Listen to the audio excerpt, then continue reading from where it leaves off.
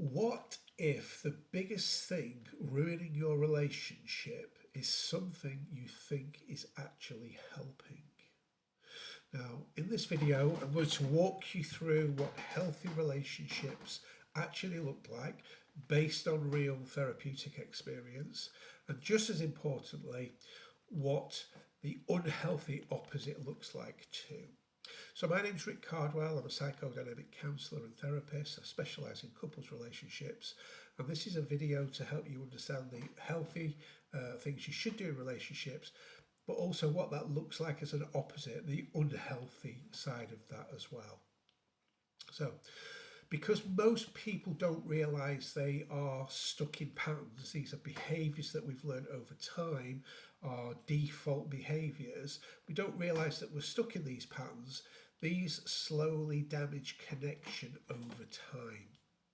Now, if you stay with me till the end, you'll have a much clearer idea of what to keep in a relationship, what to fix, and what to completely avoid doing in relationships. So the most important part of any relationship, obvious to say really, but it's communication.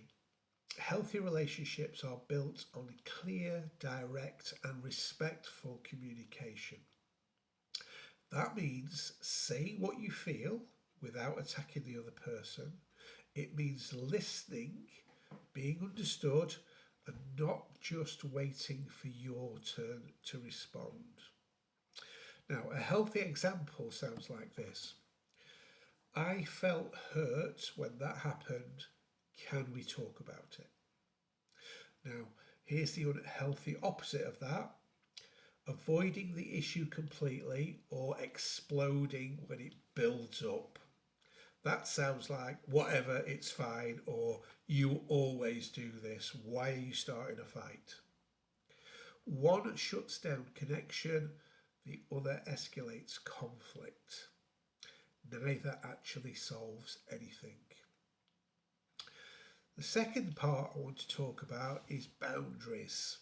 Healthy relationships have boundaries and they are respected. Now, a boundary is simply knowing where you end and the other person begins. It's being able to say no without feeling guilty and hearing no without taking it personally. A healthy version of that may be, I need some time to myself tonight, and the other person says, okay, I understand.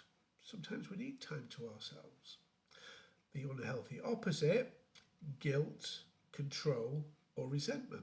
That looks like, wow, I guess I'm not important to you, or silently keeping score while pulling away emotionally, maybe giving the silent treatment. Without boundaries, relationships become suffocating or imbalanced. Those boundaries hold the relationship together in a mutual understanding that actually makes it work. Now, the third section, the third part, is conflict. Healthy couples do not avoid conflict. They handle it. And they have to handle it well. Now, conflict is normal. What matters is how you move through conflict. Healthy conflict involves staying on topic, not attacking the character, and being willing, I suppose, to repair afterwards. Dynamics of relationships are falling out. They are having disagreements. Healthy relationships have those disagreements and they do fall out, but it's being able to repair that afterwards and move forward. So an example of that would be, let's figure this out together. Unhealthy conflict, turning disagreements into battles. That sounds like you're the problem, or bringing up every past mistake to win an argument. Now, in therapy, one of the most common patterns is people trying to win arguments instead of protecting the relationship. And what then happens? Both people lose.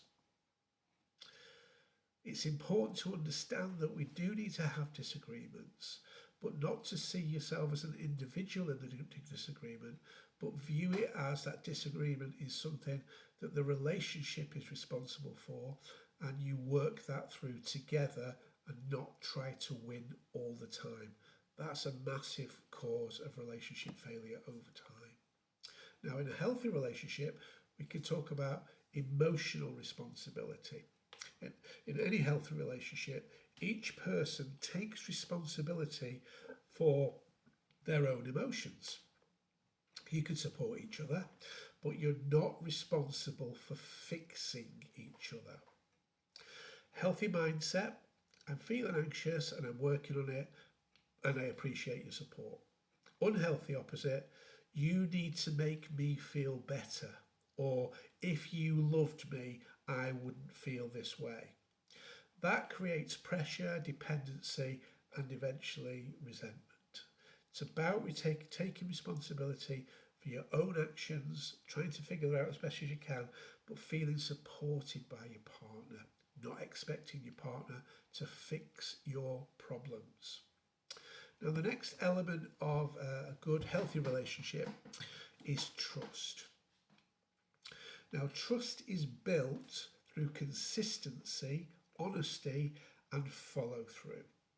That means that if you do the thing you say you're going to do, I can trust you. If you don't do the thing you say you're going to do, then obviously I can't trust you.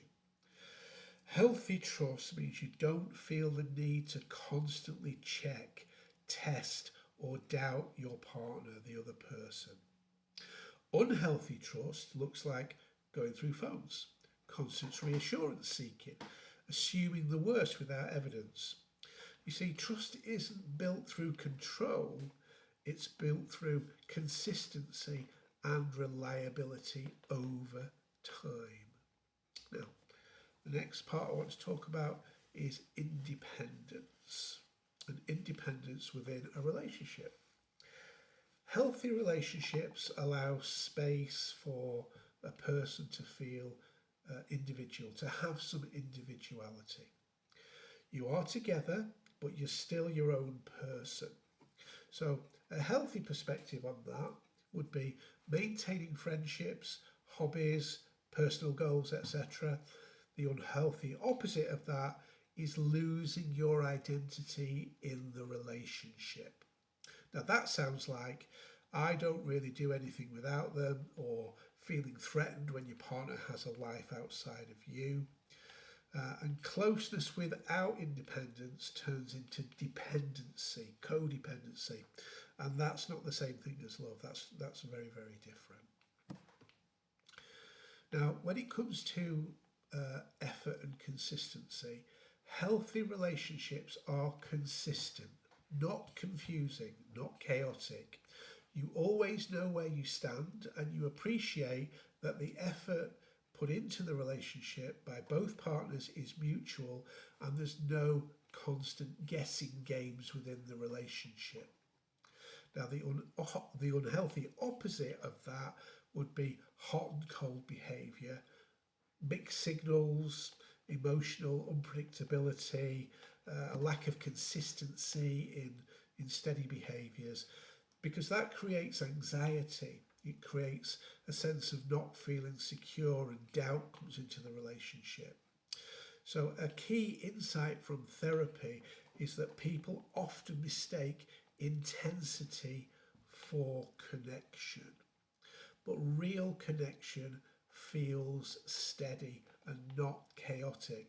There's a steadiness and a consistency about it that is kind of level and not too roller coaster of a ride. And that the more stability you can get with that, the less chaos there is, the more order there is, then the relationship will work on that framework of everything being in order and straightforward. Now, even healthy relationships and good relationships have mistakes. But the point is, with good and healthy relationships, they fix them. They repair those mistakes. Now that means apologising sincerely, taking accountability for yourself, for your actions, and making changes. Healthy repairs in relationship sounds like I was wrong, I am sorry, I'll do better. The unhealthy opposite of that is defensiveness, blaming the other person, or pretending nothing happened, sweeping it under the carpet as if it never existed. Over time, unrepaired issues do not disappear, they just stack up, and then one day, like a pressure cooker going off, you find yourself in a whole heap of trouble, arguments, and problems that are often very difficult to fix because they're so complex with those compounded issues over time. So, healthy relationships aren't perfect, they are intentional. They require communication, boundaries, trust, and accountability from both partners equally. And often the difference between a healthy and an unhealthy relationship isn't dramatic. It's in the small repeated patterns. If there are small negative repeated patterns over time, they accumulate and erode the quality of the relationship away. So if this has helped you and you see your relationship more clearly, make sure you like this video, and if it's on YouTube it'd be great if you subscribe. You'll obviously get more content, and hopefully this will help reach other people that need some assistance, that need some advice. And if you want to let me know in your comments, fine, what stood out for you the most, where are you in your relationship? Because awareness is always the first step towards change.